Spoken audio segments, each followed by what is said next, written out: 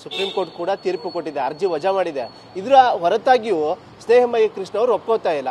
ಅಧಿಕಾರಿಗಳ ಮೇಲೆ ಆರೋಪ, ತನಿಖೆಯ ಮೇಲೆ ಆರೋಪ ಮಾಡ್ತಿದ್ದಾರೆ. ಇದರ ಉಲ್ಲೇಖವಾಗಿ ಮುಂದಿನ ಹೋರಾಟ ಹೇಗಿರುತ್ತೆ? ಸ್ನೇಹಮಯಿ ಕೃಷ್ಣ ಅನ್ನೋ ಒಬ್ಬ ಹೋರಾಟಗಾರನಾಗಿದ್ದರೆ ನಾವು ಒಪ್ತಿದ್ದೋ. ಅವನ ವಿರುದ್ಧನೇ ಮೈಸೂರಲ್ಲಿ 44 FIRಗಳಿದ್ದಾವೆ. ಆ FIRಗಳೆಲ್ಲ ಯಾವ್ಯಾವು?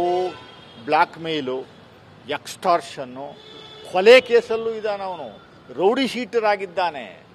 ಅವನು ಒಂದು ಅಪ್ಲಿಕೇಶನ್ ಕೊಟ್ಟರೆ ಮಾಧ್ಯಮದವರು ದೊಡ್ಡ ಮಟ್ಟದಲ್ಲಿ ಪ್ರಚಾರ ಮಾಡುವಂಥದ್ದು ಒಂದಾದರೆ ಅದು ಹೈ ಪ್ರೊಫೈಲ್ ಕೇಸ್ ಆಗಿ ಯಾಕಾಯಿತು ಅಂದರೆ ಸಿದ್ದರಾಮಯ್ಯನವ್ರ ವಿರುದ್ಧ, ಸಿದ್ದರಾಮಯ್ಯನವ್ರ ಮನೆಯವ್ರ ವಿರುದ್ಧ ಅವನು ಕೊಟ್ಟಂಥ ಕಂಪ್ಲೇಂಟು.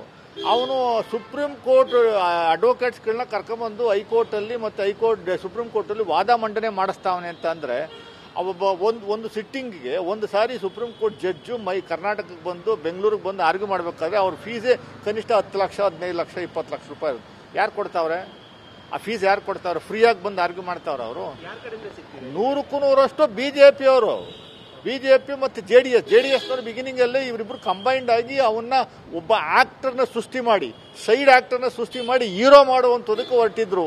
ಆಮೇಲೆ ಅವನ್ನ ವಿಲನ್ ಮಾಡಿ ಮತ್ತೆ ಹೀರೋ ಮಾಡುವಂಥದ್ದು ಕೊಟ್ಟಿದ್ದು. ಎಲ್ಲ ಫೇಲ್ಯೂರ್ ಆಗಿದೆ. ಎಲ್ಲ ಪಿಕ್ಚರ್ಗಳು ಫೇಲ್ಯೂರ್ ಆಗಿದ್ದಾವೆ.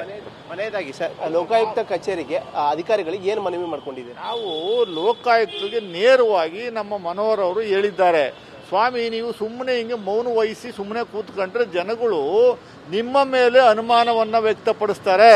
ಅವನೇನು ಹೇಳ್ತಾ ಇದ್ದಾನೆ ಅದು ಸತ್ಯ ಅನ್ನುವಂಥದ್ದು ಪ್ರೂವ್ ಆಗುವಂಥ ಕೆಲಸದಕ್ಕೆ ನೀವೇ ಆದಿ ಮಾಡಿಕೊಡ್ತಾ ಇದ್ದೀರಿ ಅಂತ ಹೇಳಿದ್ವಿ ನಾವು. ಅದಕ್ಕೆ ಅವರು ಇಲ್ಲ ನಾವು ವಿಚಾರಣೆ ಮಾಡ್ತೀವಿ ಕೂಲಂಕುಷವಾಗಿ, ಏನಿದ್ರು ನಿಮ್ಮ ಹತ್ರ ಡಾಕ್ಯುಮೆಂಟ್ಸ್ ಕೊಡಿ ಅಂತ ಹೇಳಿದ್ರು. ಪೆನ್ ಡ್ರೈವ್ ಸಮೇತ ಮೊನ್ನೆ ಏನು ಸ್ಟೇಟ್ಮೆಂಟ್ ಕೊಟ್ಟಿದ್ರು ಅದನ್ನು ಕೊಡುವಂಥ ಕೆಲಸವನ್ನು ಮಾಡಿದ್ದೀವಿ.